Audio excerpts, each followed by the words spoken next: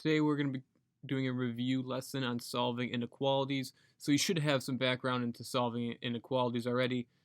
I want you guys to do the do now, which is solving an inequality and draw a number line to represent the answer. Pause the video if you haven't. Take like 1 to 3 minutes on this one.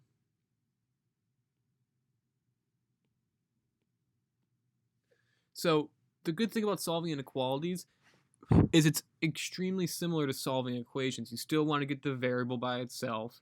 There's one extra step. We're going to go over that next page, or in a couple pages. So we still want to get the variable by itself. The variable's on the left side of the inequality. We want to do the inverse operations to get it alone. So I'm going to add 7 on both sides first. That gets the 7 out of the way. It cancels out the minus 7 on the left side. So that would be 4h. Is greater than negative 11 plus 7 would be negative 4. One more step to get the h by itself. We divide by 4 on both sides. And we have h is greater than negative 1. That's our answer in inequality form. Let's do a number line. So number line, let's just make sure. Remember, we go from smallest number to largest number. So I'm going to put 0 in the middle. Here's negative 1. Just make sure negative 1's on this number line. 1, 2. Doesn't have to look exactly like this, obviously. H is greater than negative 1. So I go to negative 1. It's an open circle at negative 1 because it cannot equal negative 1. It's greater than negative 1. So our solution is every single number that is greater than negative 1. So we're going to go to the right. And put an arrow on the end there. That is what our number line would look like. So just to review our signs for inequalities, we have the greater than sign, the greater than or equal to. The only difference between greater than and greater than or equal to is that our variable could equal that number on the other side. Same thing with less than or equal to. Our variable could equal the number on the other side for less than or equal to. So I want you guys to take, another 1 to 3 minutes and write the inequality that represents 1, 2, and 3.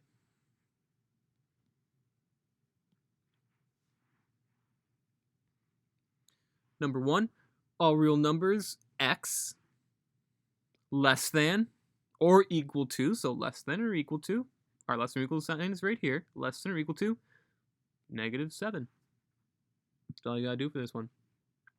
2, all real numbers at most 47. So when you think of there's at most is used a lot, at least is used a lot. Those mean two different things, but I want you guys to be ready for at least also. So all real numbers at most 47. That means the very most our number could be is 47. Could it be 48? No, because the most it could be is 47. Could it be 46? Yeah, because 46 is less than 47, and it can be at most 47. So this would be x is less than or equal to 47, because it can't go over 47, but it could be less than 47. And number 3, it's a compound inequality, so it's 2 inequalities in 1. So 6 is less than a number k, which is less than 13. We're going to do more of that later on. So I want you guys to go to the next page. I want you guys to take the next 2 to 3 minutes and solve these 2 inequalities, the one on the left and the one on the right.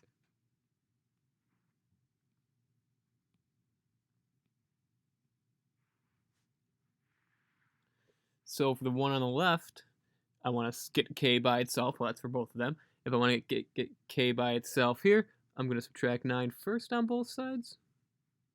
So that would give me negative 1/3 k. The 9's cancel out on the left side is greater than negative 15.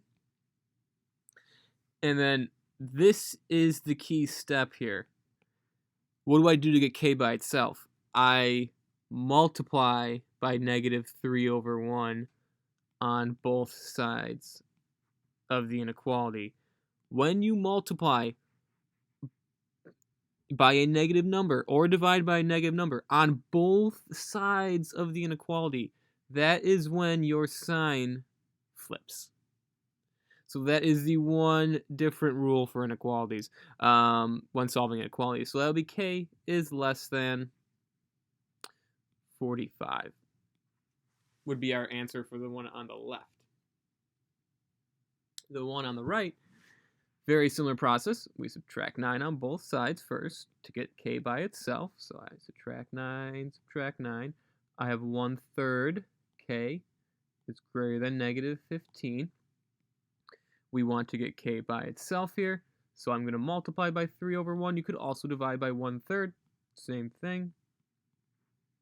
And notice here, we are multiplying by a positive number on both sides, so we don't flip the sign, we keep the sign the same. That will be k is greater than negative 45 would be our answer for the inequality on the right. So I want to make sure you guys see that it's only when you multiply or divide by a negative number on both sides of the inequality that is when you flip the sign.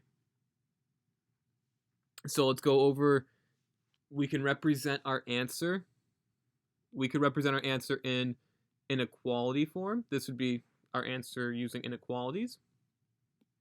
So using the less than, greater than equal to, or less than equal to sign. We can also represent our answer in interval notation. So interval notation, you can use parentheses or brackets. So you use parentheses.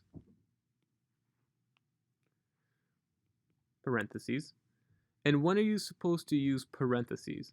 Well, you use parentheses when you do not want to include the number that is being stated. So you do not include the number.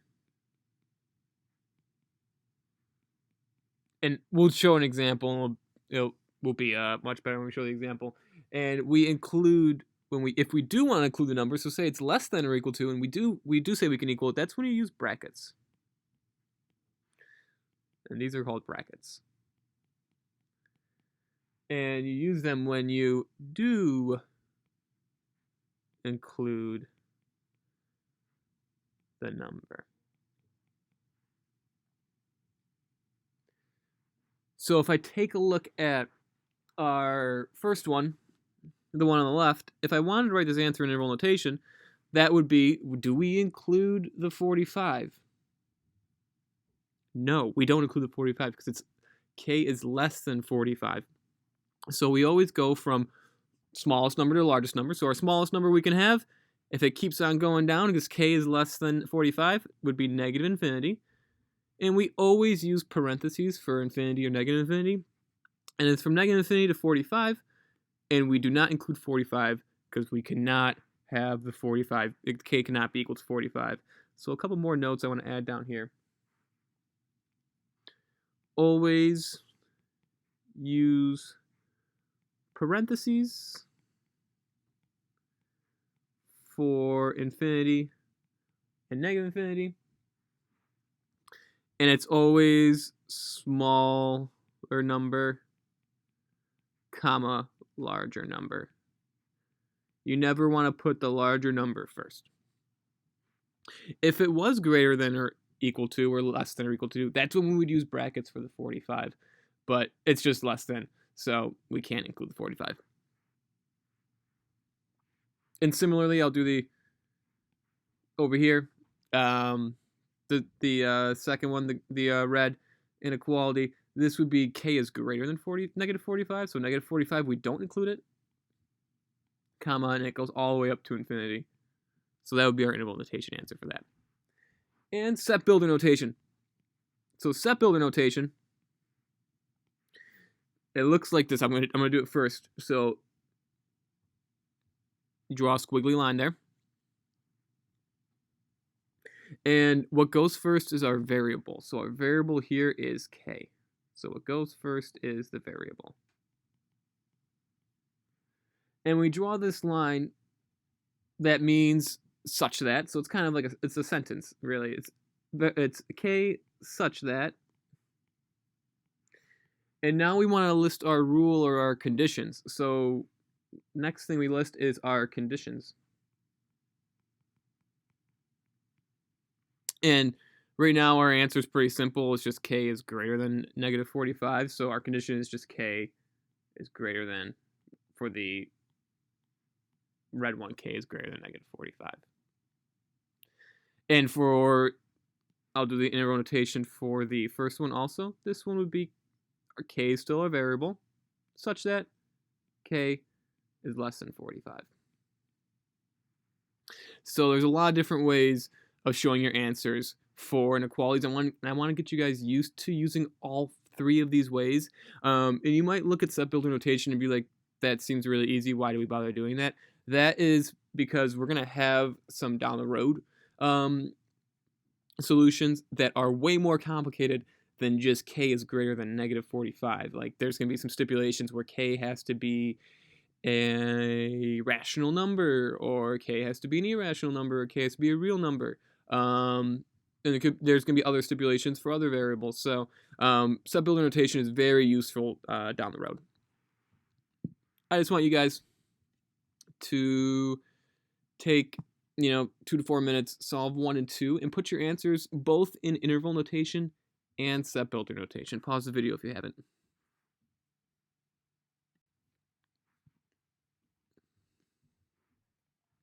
Number 1's kind of already done for you. Interval notation, the inequality is already solved for. It's x is less than 8. So that would be, if x can be less than 8, that means it goes from negative infinity to 8. Feel free to draw a number line if you want to. We don't include the 8. It can't equal the 8, so that's why we use parentheses. And set builder notation would be our variable is x, such that, and our condition is x is less than 8. And that's it for number 1. And number 2, we have to solve number 2 to actually find the answer first. So let's get x by itself. Subtract 7 on both sides.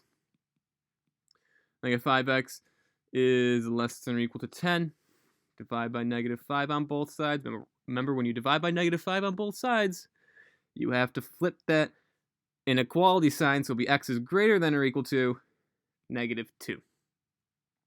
So our interval notation for this one, for our answer, x is greater than negative 2. So that means negative 2 is going to be the smallest number we can have.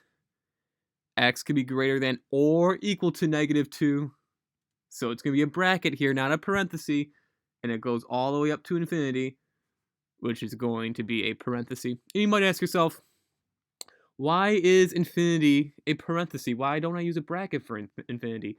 Well, we can never actually reach infinity, because you could give me a really large number, like 99999999999999999999999999999, and I can just say, oh, add plus 1 to that. So we can never actually reach infinity, which is why we don't use brackets for infinity. We use parentheses. And set builder notation for this one, squiggly line, it's x, such that, and our condition x is greater than or equal to negative 2. So that's set builder and interval notation for those answers. I just want you guys to go to the next page. I want you guys to take, 3 to 7 minutes and do these 3 questions on the next page. Pause the video if you haven't.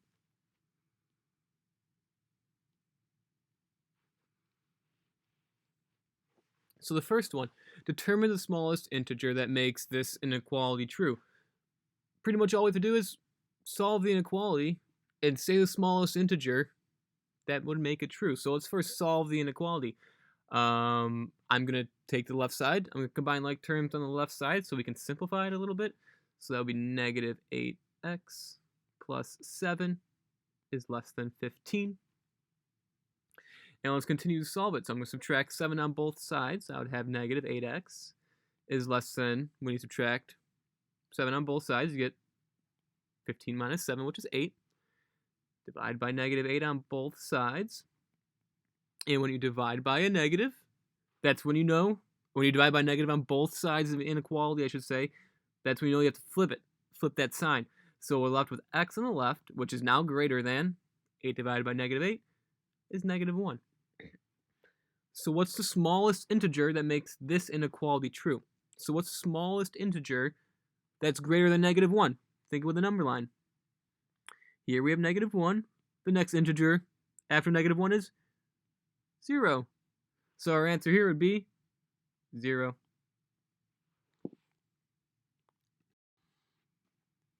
The next question. Connor is attending a carnival ride. The price of admission is $4.50. So that means that's the one-time fee. You can't change that $4.50. So when I look at 1 and 2, I'm going to cross that off because that's saying the one-time fee is a 0.79. So each ride it costs an additional 79 cents. So I know it's going to be 0.79 in dollars. That's going to be our rate of change. Good. If you look at 3 and 4, that is our rate of change. And it has to be at most $16. So we can't have more than $16, but we can't have less than $16 he can spend. So it would be less than or equal to 16. That's good. So it's looking like we just have to solve our equation to see whether the maximum amount of rides are that Connor can go on. So I'm going to come over here. I'm going to write our equation.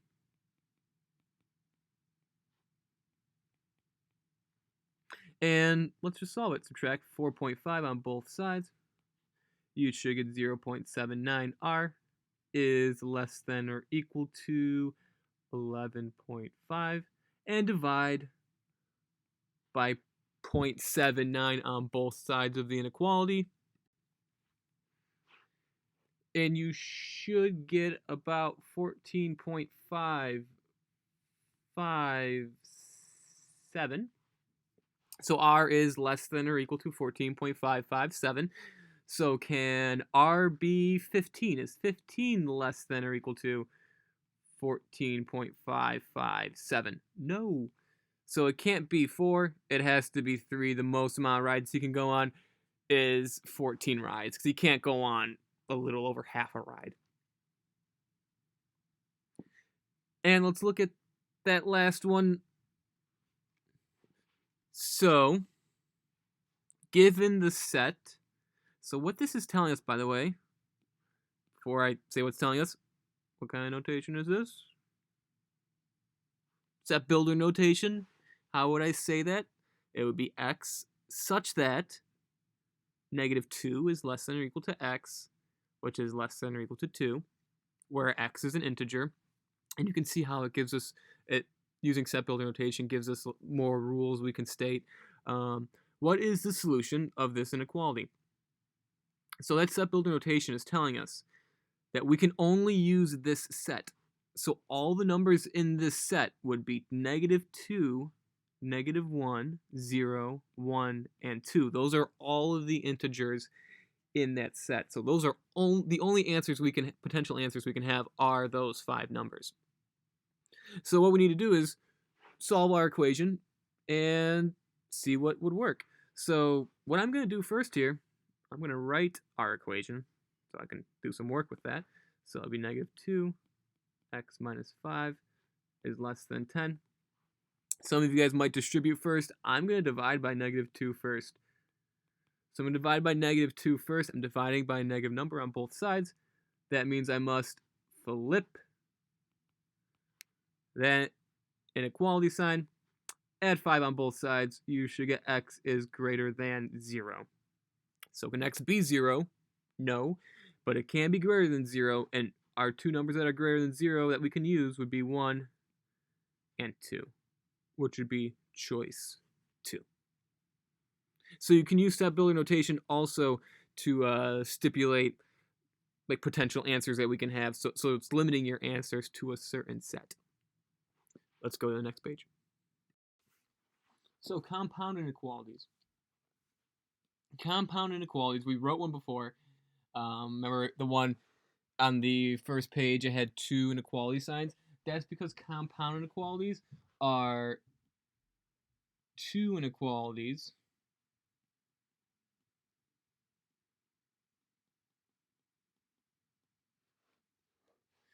that can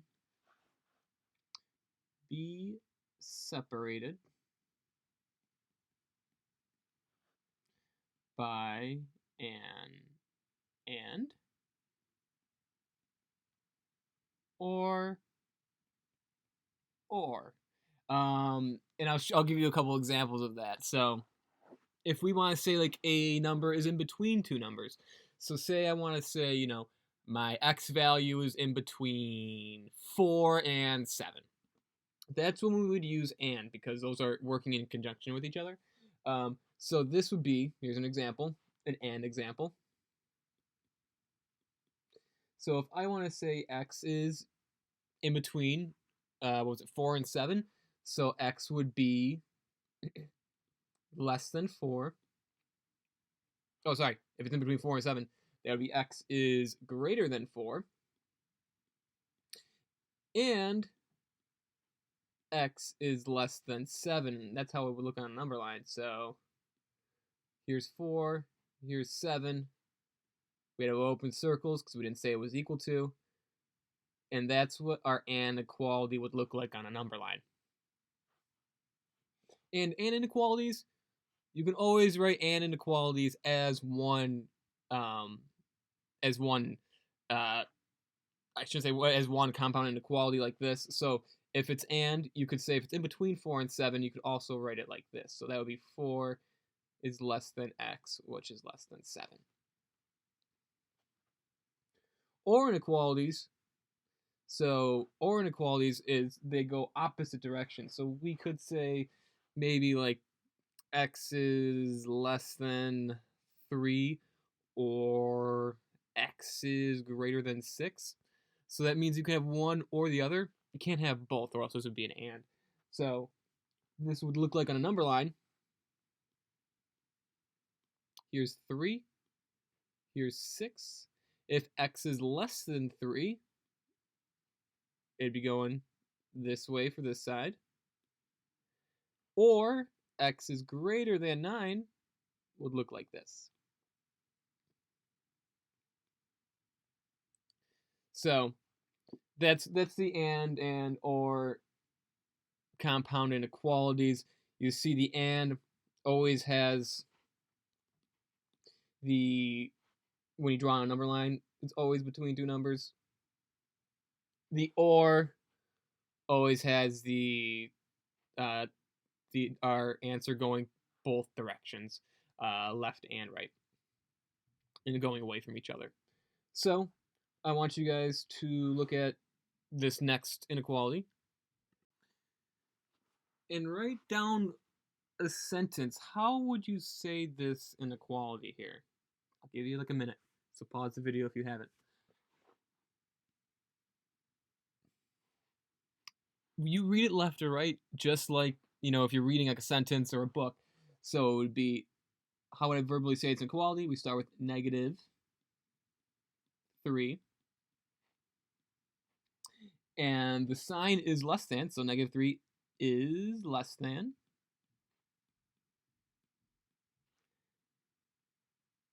M minus 4, you could say a number minus 4. We used a variable m, so I'm just going to say is less than m minus 4, which is less than, because we have another less than sign, which is less than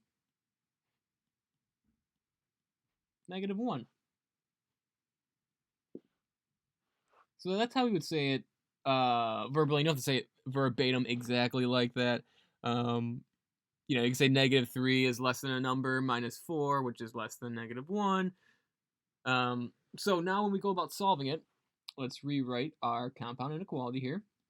That would be -3 is less than m minus 4, which is less than -1.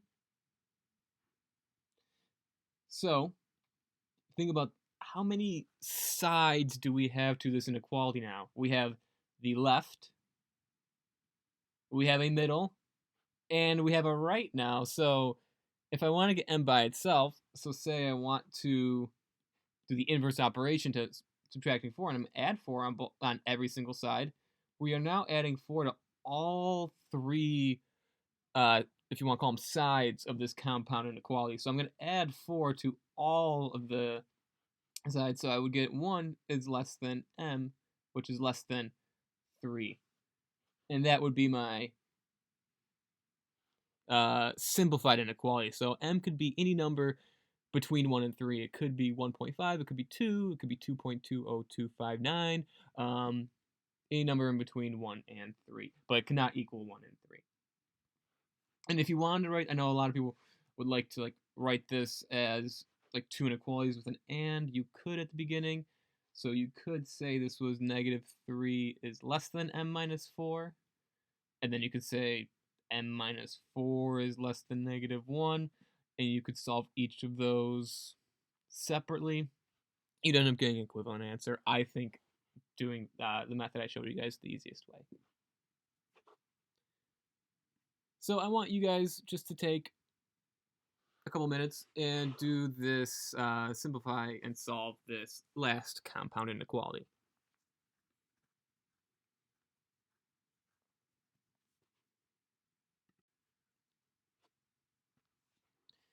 So we want to get x by itself.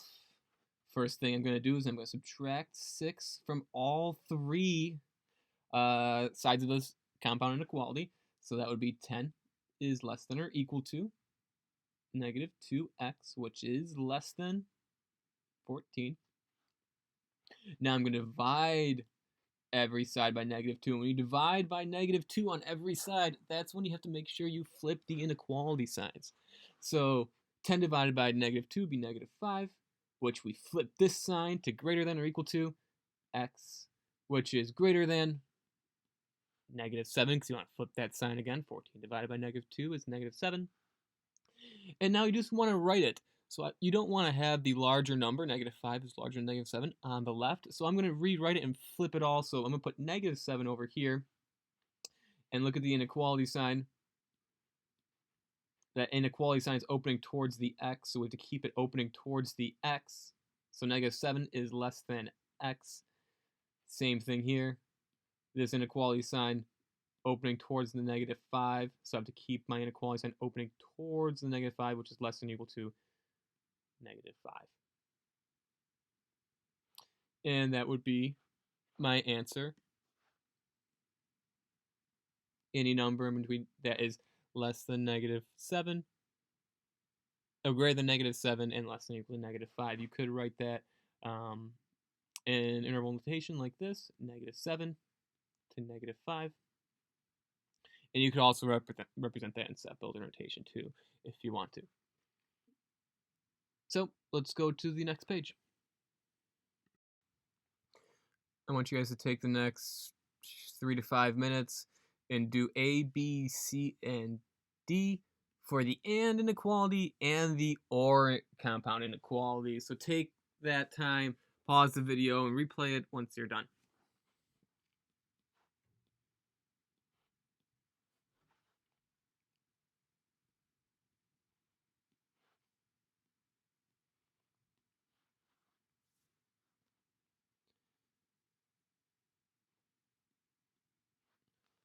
So I'm making a number line here. I'm going to make sure all the numbers fit on the number line. So our and inequality, it says all real numbers that are greater than or equal to negative 4. So we go negative 4. It's greater than, but also equal to. So it's be a closed circle, negative 4. And less than negative 6. Or, sorry, positive 6. So less than would be open circle at 6. And greater than 4 goes to the, greater than negative 4 goes to the right, negative 4. Less than 6 goes to the left of 6. And you'll see how these are going to meet in the middle. So that would be our solution set with the number line for x. All real numbers are greater than or equal to negative 4 and less than 6. And then all real numbers, the or compound inequality, that are less than or equal to positive 2. So here's positive 2. Less than or equal, so equal. We're going to shade in that. It's going to be a filled in circle. Less than negative 2, go to the left. Draw my arrow so it keeps going. And then greater than 6, that would be an open circle at 6 because we don't include the 6. Shade it to the right. So notice our ors go in the opposite directions. or go left and right, our ands meet in the middle.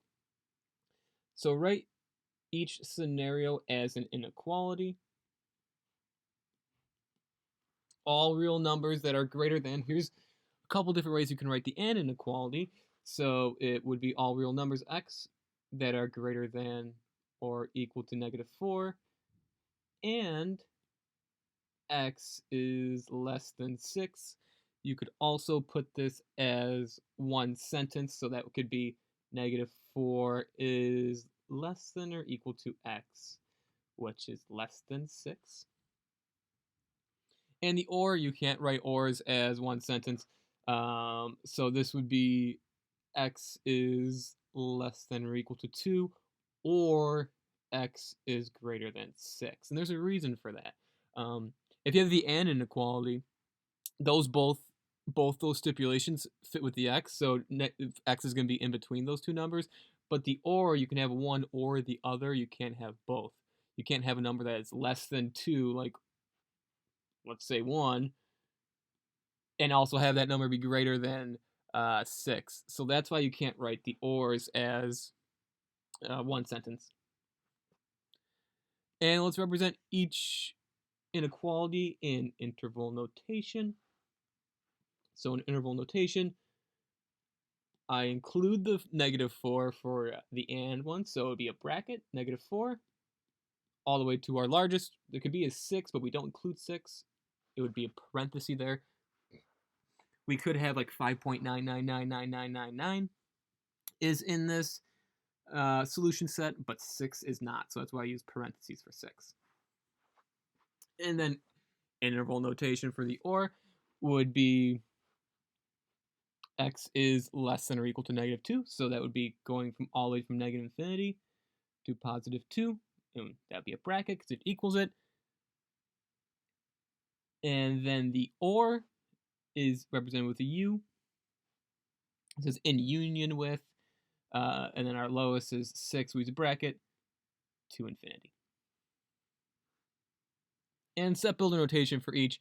I use x for my variable for both of them, so that would be a squiggly line, x such that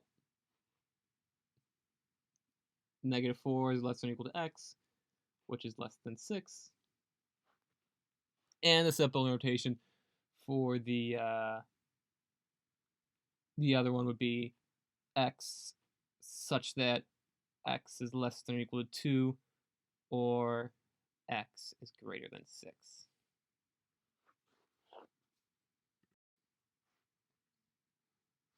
And if we're getting really picky, you can add this also for the set builder notation. You see how it says it's all real numbers. You can also write over here, give myself a little bit more space here, x contains all the real numbers. X contains, x is all the real numbers. So that's it for that. Let's go to the next page. I want you guys to take 3 to 5 minutes. Make sure you read everything here in that short description, and make sure you understand everything that's being stated there, and go about and solve for x in terms of a and b. Pause the video if you haven't.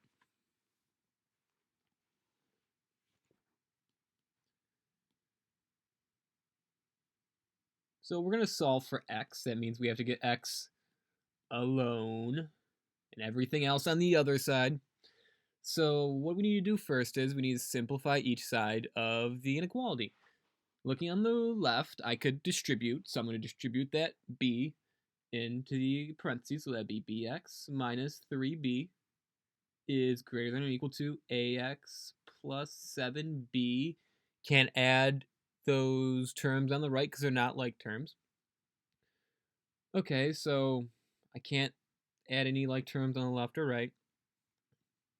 Now I'm going to try and get all my terms with an x on one side and all my terms without an x on the right side, so I can go about getting x by itself.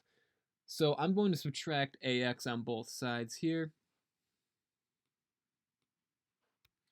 Subtract ax on both sides here. And then I'm going to add 3b on both sides to get that 3b out of there on the left side of the inequality. If you notice, that gets the 3b's out and the ax out on the right. So what we're left with on the left side, these are not like terms yet because they do both have x's, but a and b are both different variables for us right now. So we can't combine these like terms because they're not like terms.